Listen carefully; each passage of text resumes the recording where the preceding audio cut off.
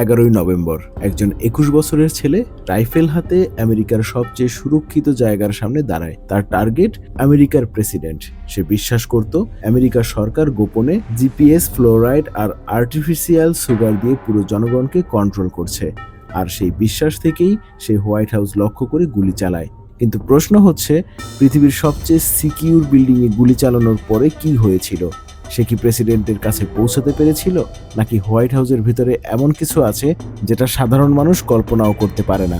আমরা বাইরে থেকে হোয়াইট হাউসকে শুধু একটা সুন্দর সাদা বিল্ডিং হিসেবে দেখি, কিন্তু একটা বিষয় কখনো কি ভেবেছেন, কেন পৃথিবীর সবচেয়ে ক্ষমতাধর মানুষ এখানে নিরাপদ অনুভব করেন? কেন আজ পর্যন্ত অসংখ্য হুমকি আসার পরেও হোয়াইট হাউস ভাঙা যায়নি? এবং ঠিক কতটা ভয়ঙ্কর হলে একটা জায়গার ছাদের উপরে 24 ঘন্টা স্নাইপার দাঁড়িয়ে থাকে?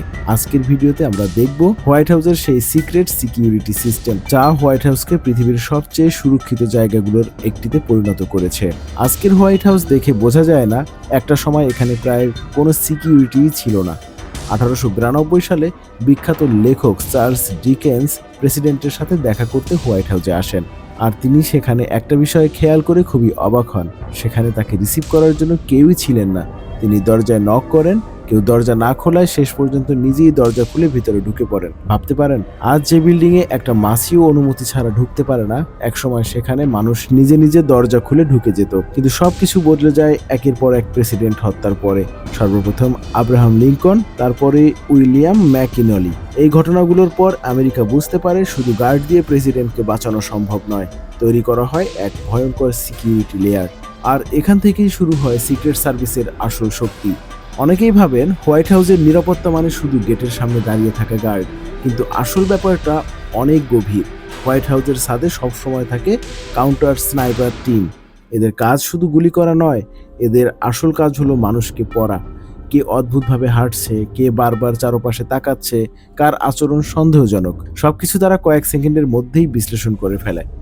আর সবচেয়ে ভয়ঙ্কর ব্যাপার হলো, এই টিমে ঢুকতে হলে 3000 ফুট দূর থেকে টার্গেট হিট করতে হয়, এবং সেই পরীক্ষা প্রতি মাসে দিতে হয়।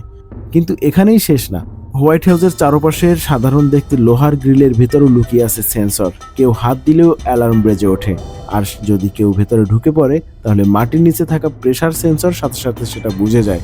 দিনে এগুলো বিপজ্জনক, কিন্তু রাতে পুরো জায়গাটা যেন সায়েন্স ফিকশন মুভির মতো হয়ে যায়। ইনফ্রারেড সেন্সর মানুষের শরীরের তাপ পর্যন্ত শনাক্ত করতে পারে। এবার আসি সেই ঘটনায় যেটা পুরো আমেরিকাকে চমকে দিয়েছিল। 2011 সালে অর্টেগা হার্নান্দেজ নামের সেই 21 বছরের যুবক হোয়াইট হাউস লক্ষ্য করে মোট 8 রাউন্ড গুলি চালায়। তার কয়েকটা গুলি সরাসরি জানালায় লাগে। এখানে সবচেয়ে ভয়ঙ্কর তথ্যটা হলো, জানালাগুলো একটুও ভাঙেনি, কারণ এগুলো সাধারণ গ্লাস নয়, এগুলো হলো ল্যামিনেটেড ব্যালিস্টিক গ্লাস। একটার পর একটা শক্ত লেয়ার দিয়ে তৈরি। এমনভাবে ডিজাইন করা হয়েছে যাতে বুলেট তো দূরের কথা, বিস্ফোরণের চাপও সহ্য করতে পারে এই গ্লাস। কিছু রিপোর্ট অনুযায়ী এই গ্লাসের ফ্রেম সরাসরি বিল্ডিংয়ের স্ট্রাকচারের সাথে যুক্ত।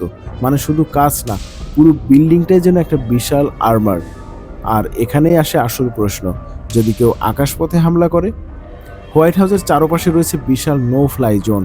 ভুল করে কোনো বিমান ঢুকে পড়লেও কয়েক মিনিটের মধ্যেই ফাইটার জেট পৌঁছে যায়। 2023 সালে একটা প্রাইভেট প্লেন ভুল করে সেই জোনে ঢুকে পড়েছিল।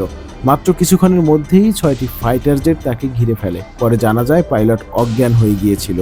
কিন্তু ভাবুন, একটা প্লেন কয়েক মিনিটের জন্য ঢুকেছিল, আর পুরো আমেরিকার ডিফেন্স সিস্টেম একসাথে অ্যাক্টিভ হয়ে যায়। এমনকি এখন হোয়াইট হাউসের drone detection system, signal jammer, RF scanner পর্যন্ত ব্যবহার করা হয়।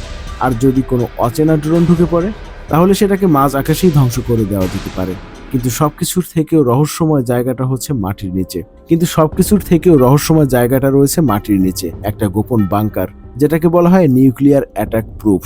9/11 হামলার সময় প্রেসিডেন্টকে সেখানে নিয়ে যাওয়া হয়েছিল। সেখানে এমন সব কমিউনিকেশন সিস্টেম রয়েছে যেখান থেকে পৃথিবীর সবচেয়ে বড় যুদ্ধও পরিচালনা করা যেতে পারে। তাই হোয়াইট হাউস শুধু একটা বিল্ডিং নয়, এটা এমন একটা জায়গা যেখানে নিরাপত্তা শুধু অস্ত্র দিয়ে তৈরি নয়, এটা তৈরি হয়েছে ভয়, মনস্তত্ত্ব, প্রযুক্তি আর বছরের পর বছর অভিজ্ঞতার উপরে। আর হয়তো সেই কারণেই পৃথিবীর সবচেয়ে ক্ষমতাধর মানুষ এখানে নিশ্চিন্তে ঘুমাতে পারেন। কিন্তু প্রশ্ন হলো, আপনি যদি একদিন হোয়াইট হাউসের সামনে দাঁড়ান, তাহলে কি আপনি বুঝতে পারবেন কত শত চোখ আপনাকে পর্যবেক্ষণ করছে? ভিডিওটি ভালো লাগলে অবশ্যই লাইক করুন, আর সেই সাথে আপনার মতামত কমেন্ট করে জানান। আর এরকমের আরো ভিডিও পেতে ইনফোজাল চ্যানেলটি সাবস্ক্রাইব করে রাখুন।